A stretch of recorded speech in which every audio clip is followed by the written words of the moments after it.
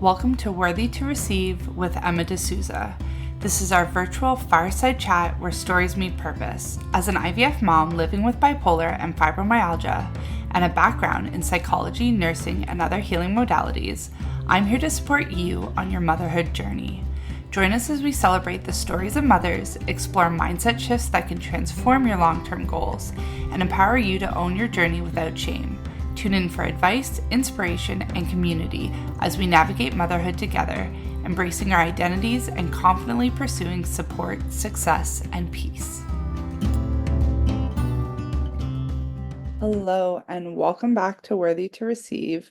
This is where we're talking motherhood, life, intentionality, mental health, and all the things that come up when you're just having a casual conversation over a cup of coffee. I am Emma D'Souza, and I am the host for this show. So let's get into it. We have been talking to different people, different mothers, different people on their areas of journey in the postpartum. And we are asking for people to ask advice on things that they're dealing with. I have a list here of the 5 recent conversations I've had, and I want to dive into it. So the first question goes, I'm a new mom and I'm really struggling to balance taking care of my baby with maintaining my own mental health. And we started talking about some strategies that she can use to make sure she's not neglecting herself. I think the biggest key, the biggest point that comes up when we're talking about postpartum motherhood, etc., is neglecting ourselves is almost glamorized in society, that as a mother, we should sacrifice to provide for our families, for our babies. And the biggest issue with this, out of many issues, is you cannot pour from an empty cup. And that is a saying that we hear all the time. But do we really listen to it? Do we really hear the message? If we are neglecting ourselves, we are draining over and over until we have nothing left. And then we are not healthy for ourselves. We're not healthy for our families, for our careers, whatever that you need to do, you have less and less capacity and a lower threshold.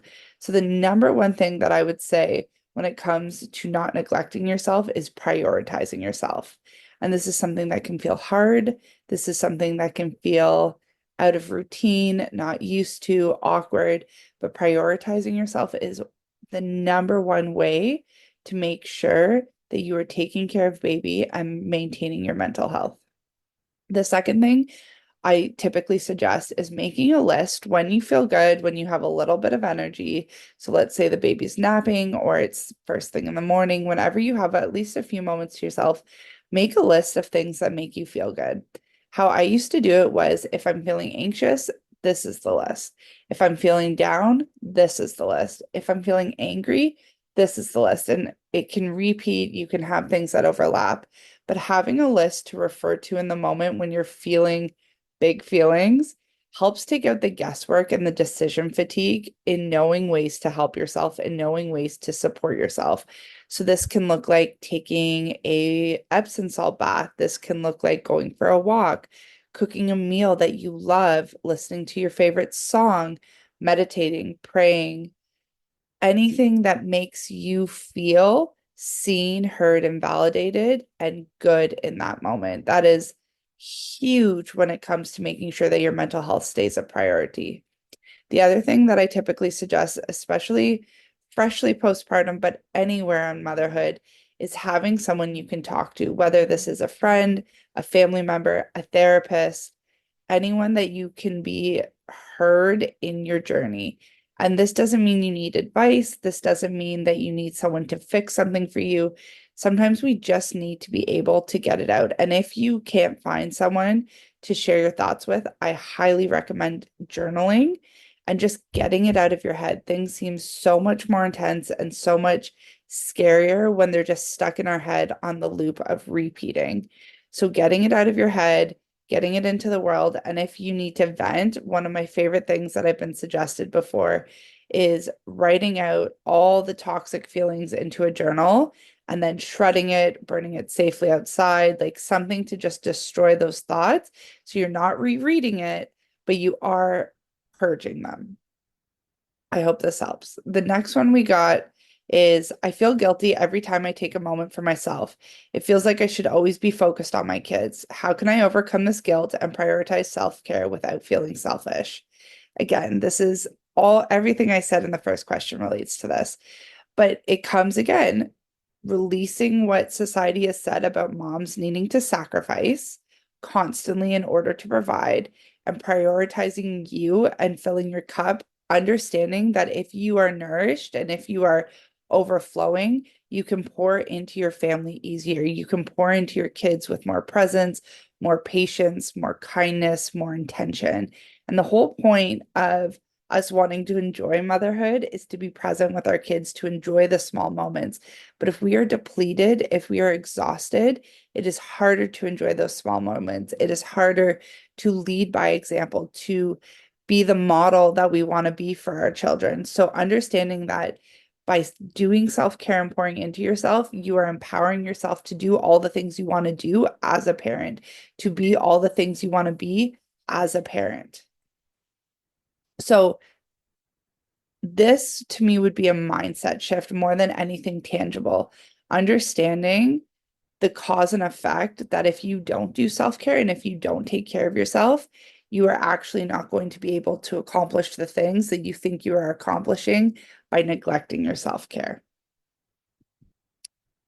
Our third question was about mindful parenting. I've heard a lot about mindful parenting, but I'm not really sure what it means or how to start. Can you give some practical tips on how to be more intentional and present with my kids? I love this. And this is something that I think is a lifelong practice because although I have the awareness of who I want to be as a mindful parent, when I'm tired, when the kids are sick, when things are going on, it is so easy for that to slip away. So the biggest thing I can say when it comes to mindful parenting is grace. Have grace with yourself, have grace with your kids, and know that it is not always going to look how you want it to look. Sometimes you are going to be exhausted, you are going to be surviving, and that is okay in those moments. You don't always need to be mindful in order to be a good parent. One of the biggest things I would say in starting is finding ways to be present. We can quickly be checking something on our phone, whether it's a recipe, catching up on text messages or emails, or even scrolling. Having that intentional time to put your phone away when you're with your kids is hands down where I would start. Find ways to be present.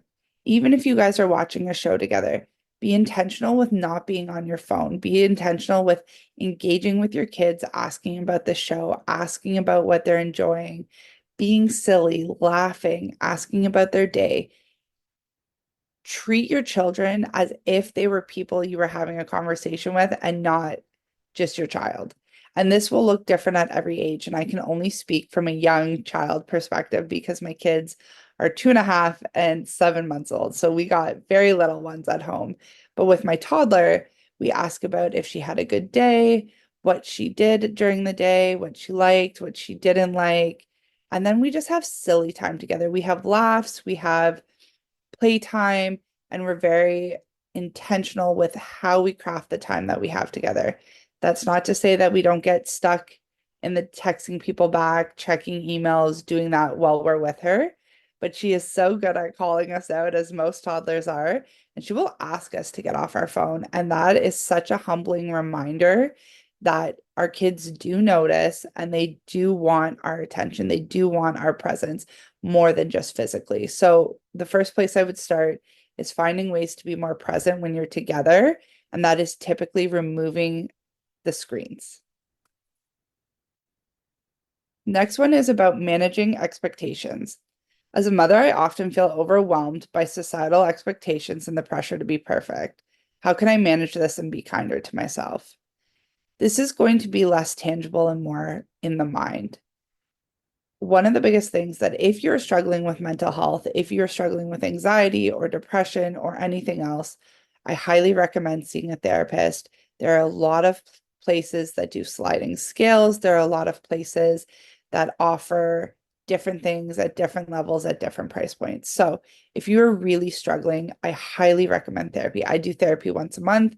I've done therapy on and off for the last 14 years and very consistently, I would say in the last 5 years as monthly check-ins. So if you're really struggling with speaking kindly to yourself and that negative self-talk, I highly recommend a professional. And I do cognitive behavioral therapy, but there are so many different things out there, and it may take some trial and error to figure out what works best for you. But sometimes talking to a professional about how to head on navigate our negative self-talk is the best route that we can go. But if you were just looking for general, one of the trickiest things that I have done is mirror work. And this is talking to yourself in the mirror, looking yourself right in the eye, and saying kind things to yourself, saying affirmations. I do it with my toddler, and I try to stay consistent in doing it with myself, but it is definitely hard because self-talk is something I struggle with. So this can be looking yourself in the mirror and saying, I am doing a good job.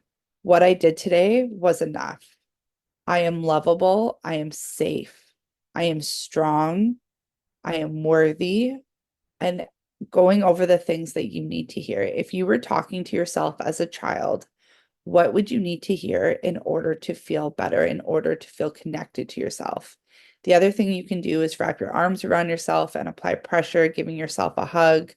Pressure often starts to regulate our nervous system and help us come down from that heightened emotion. I love a good weighted blanket and really just practicing when you notice the self negativity and when you notice the thoughts popping in, even if you can't argue them right now, even if they feel too true that the affirmations don't do anything, having the awareness of what's coming up and just noticing them is a great place to start in starting to address them. So even if for the first week you're just thinking, oh my gosh, I just noticed that I called myself this name, or oh my gosh, I just realized that I invalidated my emotions or my feelings in this way. That awareness is the huge first stepping stone in order to address it going forward. So that would be the second place I would start, other than therapy and the affirmations. And if you can't look at yourself in the mirror yet, just say them to yourself over and over again. Start your day before your feet hit the ground. I am loved. I am strong. I am safe. I am worthy. I am important. I am needed. At the end of the day, you're going to do the same thing. In the middle of the day, if you can fit it in, that would be perfect. But that is where I would start when it comes to that. And then finally is about community. Being a mom feels really isolating lately, especially since many of my friends aren't moms yet.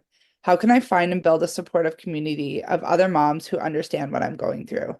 I think this is an epidemic in itself. Moms chronically feel lonely in their journey, and there's so many parents out there. There's so many moms out there, and yet we tend to feel lonely, stuck, and isolated in what we're experiencing.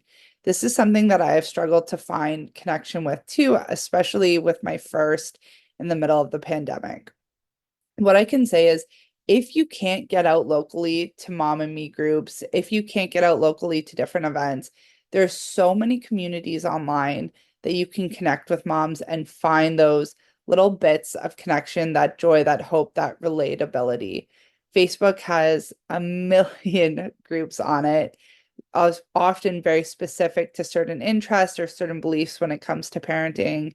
You can find different accounts online on Instagram that even if you're not directly communicating, you can see who and what is going on around you, different parenting tips, different conversations. And there is one account that was recommended to me with my first when I had postpartum depression.